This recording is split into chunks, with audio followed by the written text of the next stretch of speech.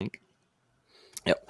What is happening, guys? This is Logan Robinson from Here the Spirit, presented to you by Noel Game Day. We are here for our instant reaction, gentlemen. Once again, Florida State falls.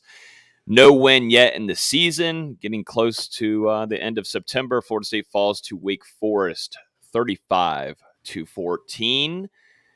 No score, no points were scored in the second half by Florida State.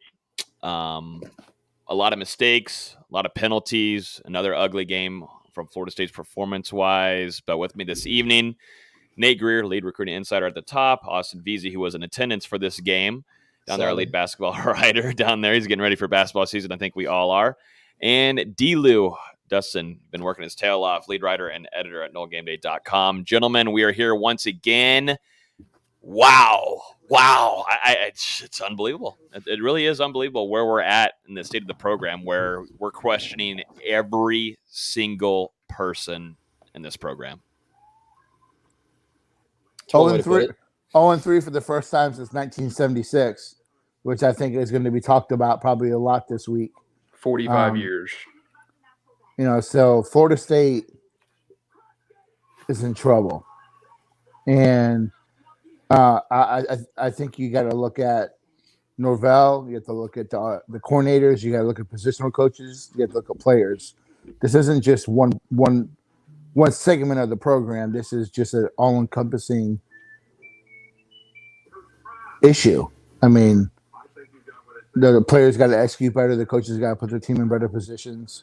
We'll probably talk about it here in a little bit, but it's time to make a change, man. Like there's got to be something's not clicking, and all that positive effort and the grit, the drive to perform in that Notre Dame game is gone. Like, where is that team at?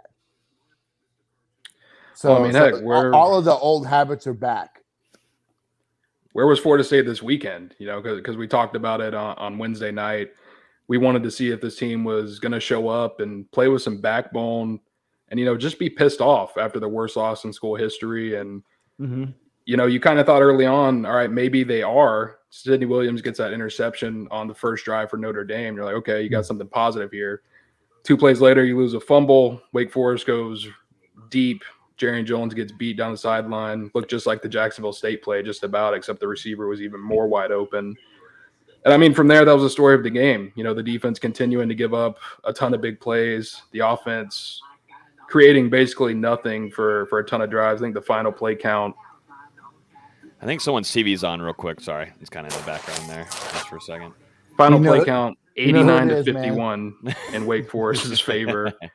Wake Forest, 39 minutes, time of possession. The defense was on the field all day.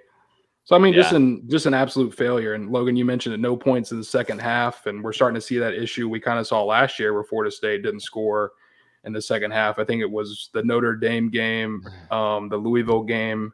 And same thing here. You've got 3 points in your last 2 second halves after that comeback against Notre Dame. So, yeah, really nothing positive to take away from today. And, I feel bad for the defensive line because they're the only ones playing with any kind of energy. And then they get to third down and they give up a 10-yard slant route, or a linebacker would be in the wrong spot and misplay a pass.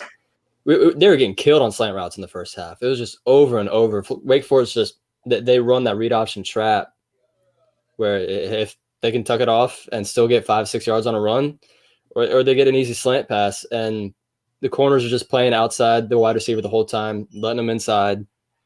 It was just embarrassing from start to finish. And you look at it going into halftime, it's realistically 2 plays away from being a close game. If you take away the roughing the punter, which was idiotic, and the first fumble from Corbin, which he just literally just lost the ball. No one forced it. He just lost it. You take away those two plays, it's a close. From my angle, it was not forced. It looks like he just lost it. A guy got his hand in. It was a good play by the defender. It's you take away those 2 plays because you have momentum after that turnover, and then just immediately give it back, just suck the life out of the team. You could see it. What I didn't like was I know they run that slow mesh point stuff, and I thought it really overall I agree the defensive line had a good game, but they could have done better in terms of controlling that line of scrimmage because they were hesitating, allowing Wake Forest to create those lanes. Even the line. I was talking about this on the Mark Rogers post game. I just think that Adam Fuller's defense is easy to scheme against. If they're not there, you go here. It's really A or B. Clearly, they hit 500 yards. It's A or B, and he cannot adjust off A or B. Like if you're killing him for A, like he can't fix that. Oh well, if you go to B, he can't fix that either. And therein lies a major problem. I'm sure I don't want to get ahead of what the our rundown is, but it's time for change, man. Like it's time for a lot of change on both coaching and on the personnel. There were two plays that stuck out to me. We just put it in one of them in the comments. The 4th and 2 quarterback draw with Milton. That's horrible. Like that's one of the worst play calls I've ever seen. Like the fact you can't get 2 yards. It's overthinking it, thinking, oh yeah, they're not going to expect him to run it.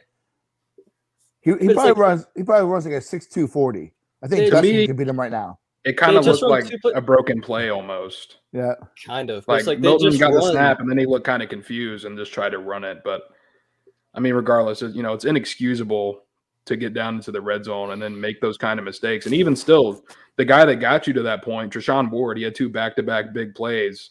You immediately take him out, put in Corbin, who's stuffed on 3rd down, and then you have that play with Milton. So I don't get the rotations. And it goes back to the quarterbacks. I don't think we've talked about that yet. First 4 drives of the game, you have a different quarterback each drive. Milton drive 1, Travis drive 2, Milton, Travis. Then Travis finally comes back in, drive 5, is the first quarterback to lead a back-to-back drive that game. You finally think you've got some stability there. Bang, he gets hurt to start the 3rd quarter, and Milton comes back in. So, I mean, it's just the same thing that we've seen over these first 2 games. Like, and we said it the other day, they really need to decide on a quarterback so that the offense can get in some rhythm. Yeah. There's got to be a pure number 1 quarterback. This is the old school mantra that you got 2 quarterbacks, you don't have one.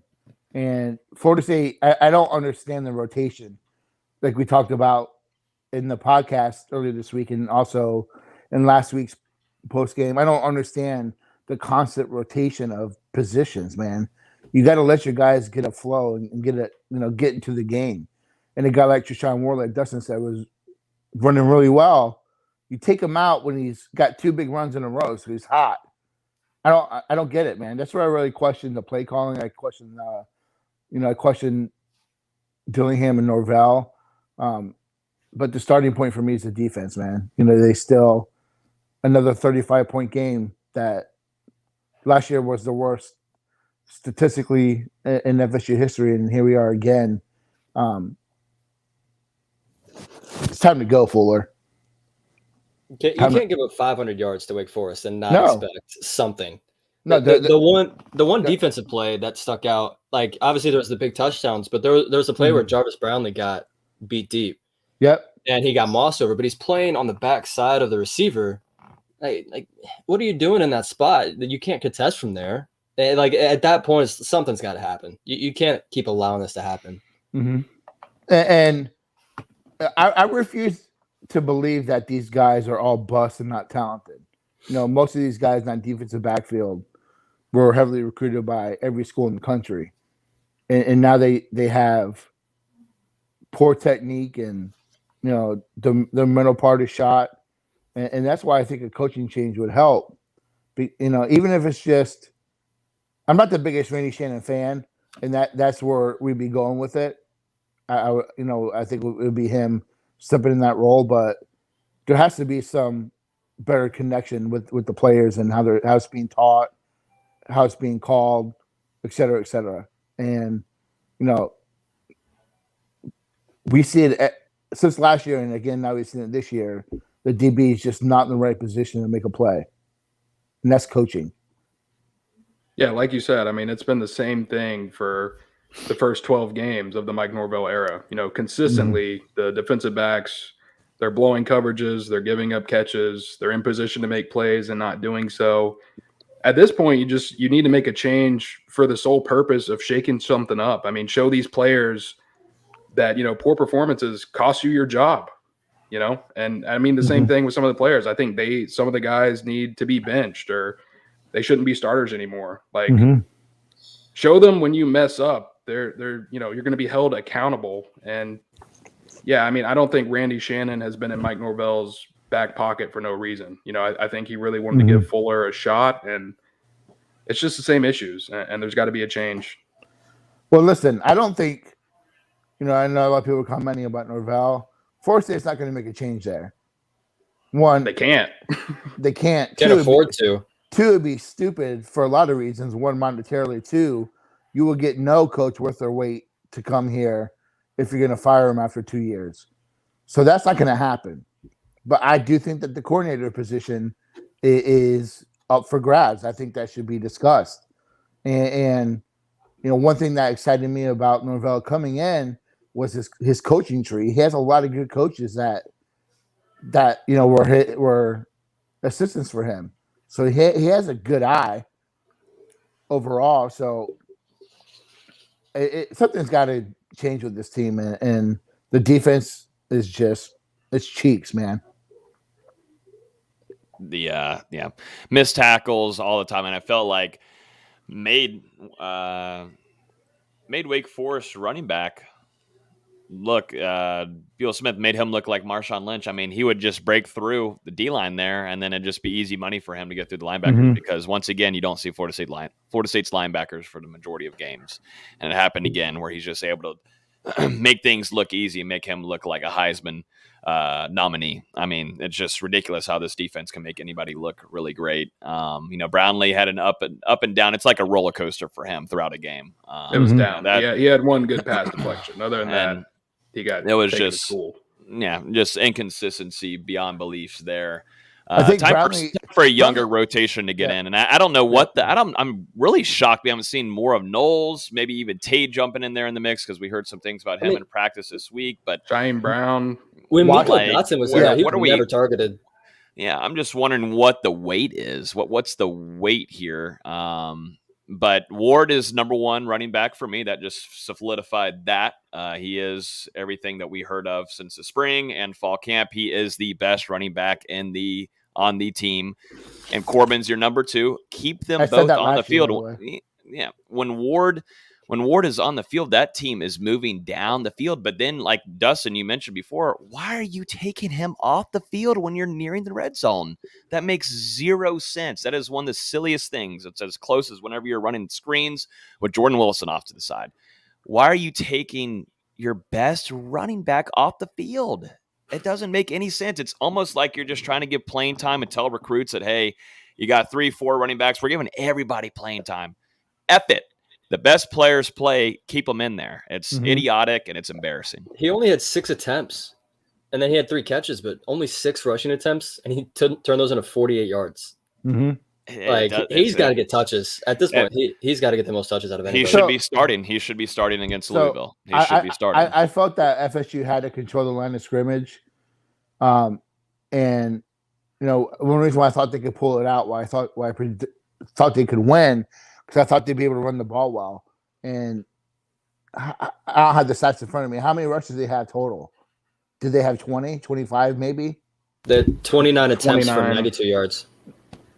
Obviously, a couple of those are sacks, but yeah, not enough. Not enough. They had to run the ball 40, 45 times to control that line of scrimmage, control the pace of the game. You know, for an offense that had 90 plays. 90. It's just asinine. And they had the ball for 40 minutes. FSU only had the ball for 20 minutes. You're not going to win any game. 6 turnovers, having the ball for 1/3 of the game. I mean, 6 turnovers. What do you expect, man? And then all the constant rotation. It's just, you know, 6. The coaching staff deserves questions.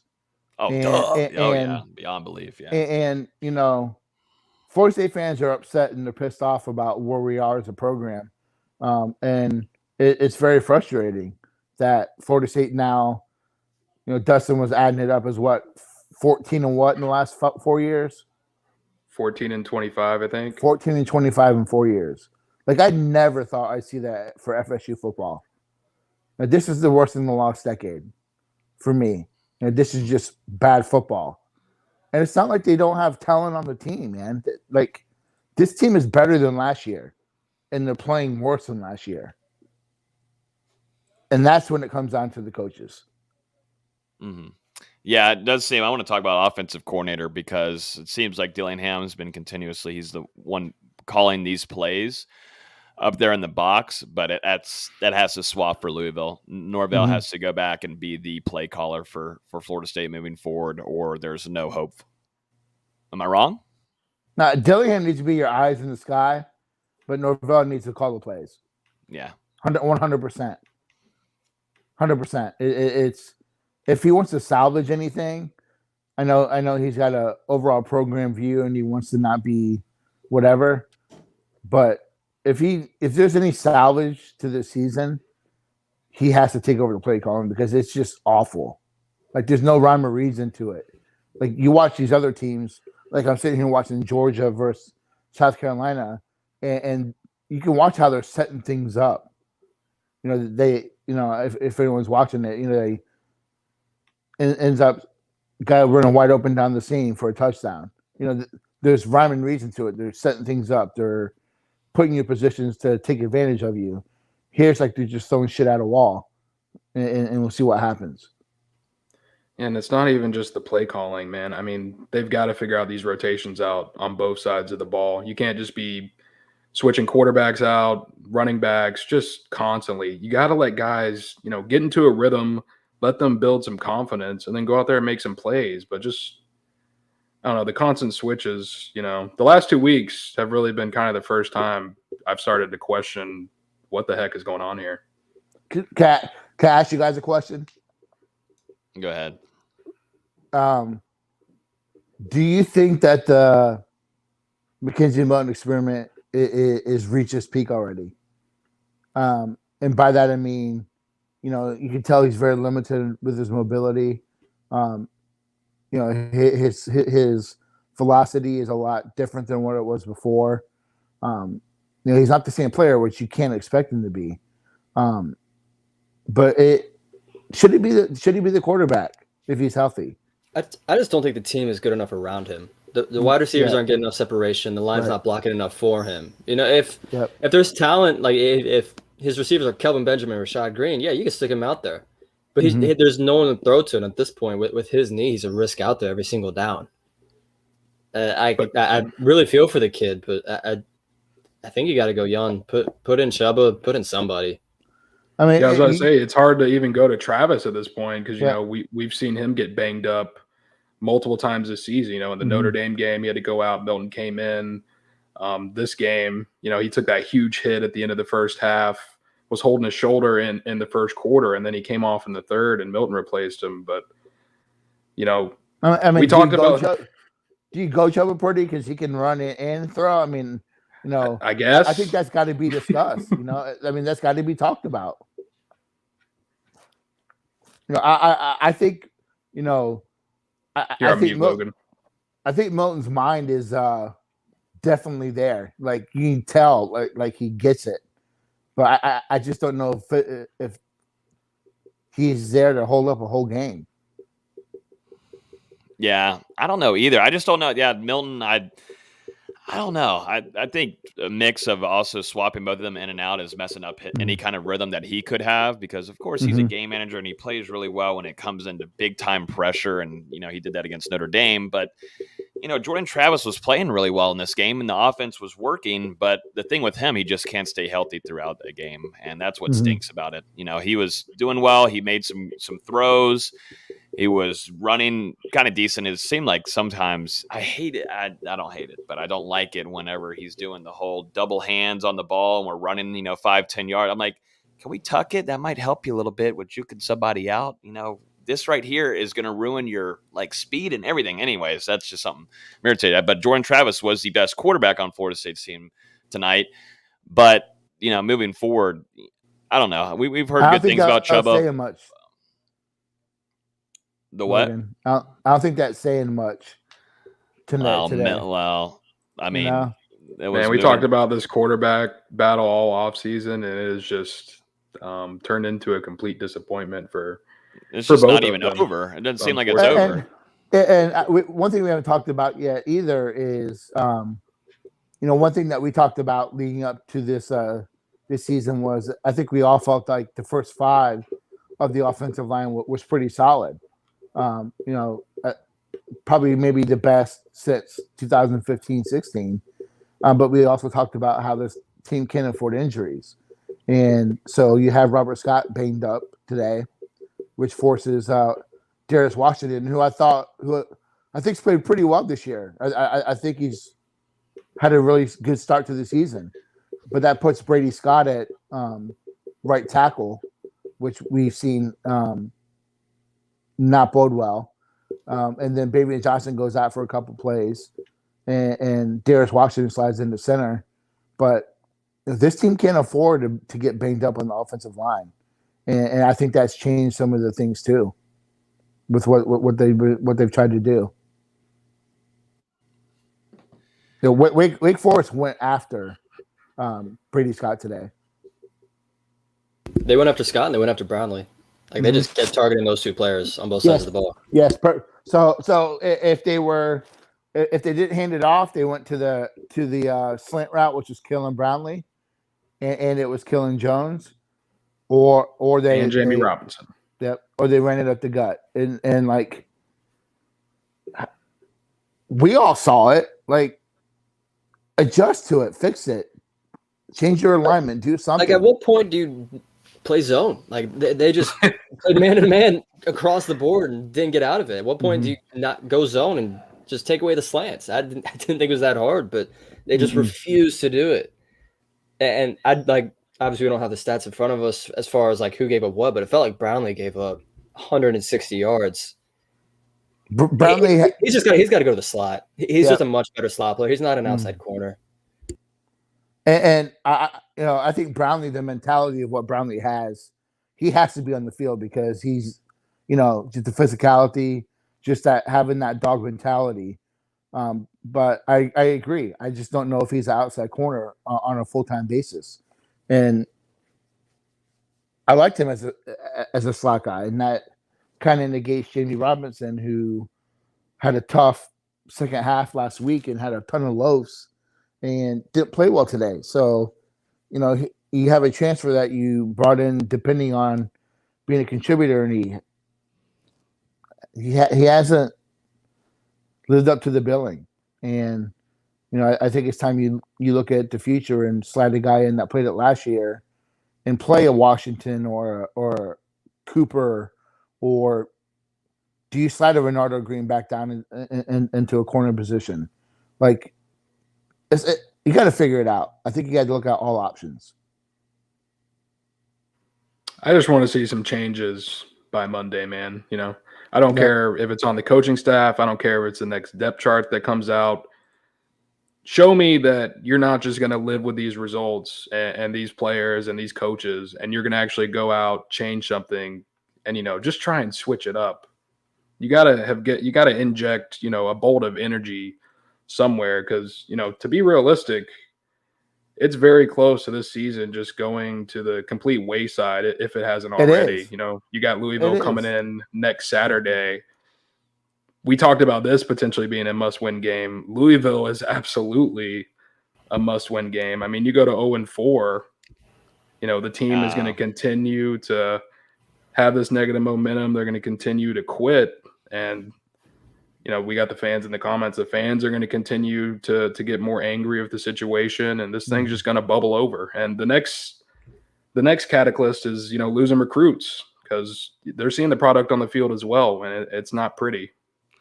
No, I was already looking ahead at Louisville. But the thing with Louisville is with that quarterback, he can just torch you on the ground. We haven't had scored that 42 points last night. Yeah, he could torch you on the ground, and we don't have the linebackers to cover for that. So that's gonna be a nightmare trying to figure that out. But like Dustin said, something's got to change by Monday. So real quick, you look at the schedule. There's only two for sure wins. I think Syracuse and UMass. I'm not calling Syracuse a for sure win. You're out of your mind. Syracuse is horrible. I'm not either. Not even UMass. We're terrible too. I'll consider UMass a guaranteed win. Syracuse scored 63 points today. Has Florida State scored 63 points all season? That's great. Who did they play? No. a team that could probably beat Florida State. Did they play imaginary school of the St. Mary Vincent? Whoever. I don't care if they played Colgate. 63 points is 63 points. We just lost to Jacksonville State. What does it matter? Like, yeah. So like, recruits see things differently, and I've said this before. Did they look at things like, well, I could be the guy to make the play. I could be the guy that changes it. But if this continues, there's going to be decommitments. It's going to happen. But they got to keep the core together. They got to keep the Hunters, the McCalls, the Duffys, the Saps, offensive linemen. They got to keep that core together. And if those rumored silent commitments that they have, if they can stick those, you still have a good class to build to the future. This is a 4-year on the low end rebuild. You're looking at 2024, 2023, 2024 to really be. I mean, FSU fans, what do you think competitive is? ACC championship, right? I don't know how close. I don't know how close FSU is to that. I think 2024 you're competing for. I can't even think that. ACC championship. I can't even think to that. I can't even think to that. But you know what I'm saying? Like, as FSU fans, we're used to like being competitive is competing for the ACC title and national championships. Right now, we got to worry about as fans competing for bowl bids. So you look at 2024 as being a solid bowl team. I don't even think you look at that far down the road and even consider to be an ACC title contender. Not with the way that North Carolina is recruited at quarterback and on defense. Clemson is going to still do Clemson things. I don't worry about Miami. That they're just in a rough state like FSU is. It's just I'm concerned about the future, man. As a Florida State fan, I'm concerned. Well, and you mentioned the recruiting, but it gets to a point with these losses piling up. Recruits look at it, and then it's just too bad of a scenario. Yep. To come in and rebuild. A lot of these recruits, they've said that they're steady in their commitments and stuff so far, but you get to 0-5, 0-6, 0-7. They want to win. What are they saying then? Mm-hmm. It's not going to be as easy to overcome, obviously. And nope. You mentioned those silent commitments, Nate. We'll see if those hold on. It's not good times right now because to get out of this hole, you're going to need to bring in young talent that you can develop. Yeah, they need those guys. Like when you're losing, it's hard to do that. And obviously. And like we're in a cycle right now, as like this team is so young and dependent on either transfers or the young guys. I think this team is like you look at next year. And the class that's coming in with some of the high hanging fruit that they could possibly land, they're going to be immediately dependent on. So you still have a young team, this team that has no real strong leadership, and you're not going to build that by hitting the portal every year. You need those freshmen that turn into juniors in 2 years and are your leaders of the team. And right now, Florida State's in a cycle of not having that leader-led team. They just don't have it. No. And yeah. I'm just wondering, there won't be anybody in the stadium. Maybe that's will be a wake up call for this team. There won't be anybody in the stadium this next Saturday. I think it'll be about 50,000 people. I don't think that many Louisville fans are going to show up, Nate. College kids will go to it. They'll show up. No, they won't. I was going to say they'll show up drunk and stay there for the first quarter, and then go do whatever they want to do. There's always parents. There's always people like me who've been long-time Florida State fans that just want to be a part of the atmosphere. Well, that's to a college game. I'll go to a football. Yeah, I'll go watch football. Like that, I'll be there. It's a mix of going to cover it and also be there because I just love football games and attending them. But for fans that are in complete letdown mode at 0-3 to start off the season. Why would they waste time to come travel here? Waste money, even leave your house. Yeah. Like I mean, I haven't had time yet to see it, but did anyone read or hear what Norvell said after the game? I watched just a tiny little bit before we went live here. What was he saying? Same stuff as last week. Got to coach him better. A mix of that. I didn't get to. Basically said it rolls from the top, or it's 100% on him, or starts at the top.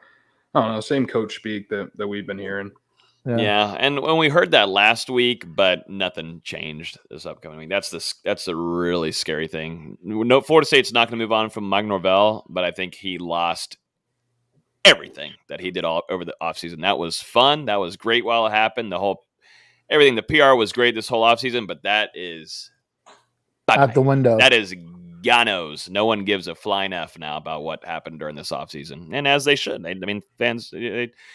They should deserve to feel this way, and that was it's a complete letdown. And whenever you're calling these crazy plays from we already talked about it, but the Mackenzie Milton plays I've never seen. I felt like maybe I don't know. I'm not gonna say anything more. I'm not gonna try to get in trouble tonight. Yeah, Austin, it just sucks. Austin, how bad was it in person seeing that play? Well, let's see. I left with a sunburn. The drunken fan who was back from me was asking for Tate Rodemaker. Oh God! That is not hell that far. And then by the time I was home, my 53 days until basketball season signed up, everyone was just laughing. So it was one of those days. Yeah. Well, Florida State. Let's look at the schedule moving forward. Florida State's going to have Louisville come visit this upcoming weekend. After that, 50-50 at best. Yep, Syracuse, and you got UNC. W for Syracuse. I think Carolina, we thought would be a competitive game. That they're still gonna be mad about last year. That game's gonna be 50-0 at UNC. I don't know if you see Sam Howell. Last time I saw, he was 4 for 5 for 185 yards and 3 touchdowns tonight. Yeah, you're looking at a smarter quarterback by a mile than what you faced. 4 of 5 for 180 yards and 3 touchdowns. So it's come together for him. What's the score of that game? At least Miami and FSU. I saw on the ticker. While it was going across the bottom. Trying to go watch some good football whenever we get off here. So. Yeah, no, I'm going to be watching Jameis tomorrow. I'm going to be watching my Steelers. So 5 out of 7, 219 yards, 3 touchdowns. Yeah. Who? How? What is it? 5 out of 7, 219, 3 touchdowns. Over 40 yards of completion. And they're playing Virginia, right? Yep. Start of the second quarter. Yeah. So that's in one quarter. I think that's as many passing yards as FSU has all season. So run down the rest of the schedule real quick, Logan. UNC, UMass. W. Clemson, NC State, L. Miami, W. that game will be broadcast at 9 a.m. on Nickelodeon. On ESPN 8, the Ocho. Yeah, that's gonna be the. That's on Comedy Central. That's gonna be the week they do the ESPN Ocho. It's gonna be on that channel, in between dodgeball and lacquer painting or something like that. Then Florida State goes to Boston College. I think that game's going to be interesting because I still think they might lose, but they lost a quarterback, which changes that trajectory of the season for them. Yeah, but at least they have 2 months to prepare for it. It's not like it's the week before. And then you've got Florida, which they had a closest game so far with Alabama this season. So. But looking interesting. I mean, Alabama, man. 6-6. They're getting up to these big leads and just checking out. Yeah, I feel like they just kind of just said, "All right, we're done. We'll be all right." Saban's gonna explode in the press conference. It's gonna be pretty funny. Yeah, that is. Well, we gave our instant reaction there. These haven't been so much fun, but I'm glad everybody comes in here to hang out with us and comment and engage and all that kind of stuff. If you're on YouTube right now, hit that like button, subscribe. Appreciate everybody for hanging out with us. Weekly, we'll be going live on Wednesday night at 8:30 to give final thoughts on Florida State versus Wake Forest, and then we'll be previewing Louisville, and we'll go over quick hitters. We'll talk about Sunday's football games and NFL, college football overall, and a lot of other good things. But hopefully we'll be talking, some changes. We'll see. There might be some entertaining things coming up this upcoming week, and we should be, and we'll actually have some more coverage too because we'll be heading into some credentials. So, great week to start. Yep, it's a great week to get after it, baby. It's fun, historic. I believe 1976 was the last time Florida State started 0-3. 45 years. Nate wasn't even alive. That's crazy. That was Bobby Bowden's first. Nate's been alive for a long time. Bobby Bowden's first season. Not so great. But yeah, Thanks everybody for watching. Everybody enjoy the rest of y'all's weekend. Always appreciate y'all hanging out with us. We will see you guys on Wednesday night at 8:30. Everybody take care and be safe. See you guys.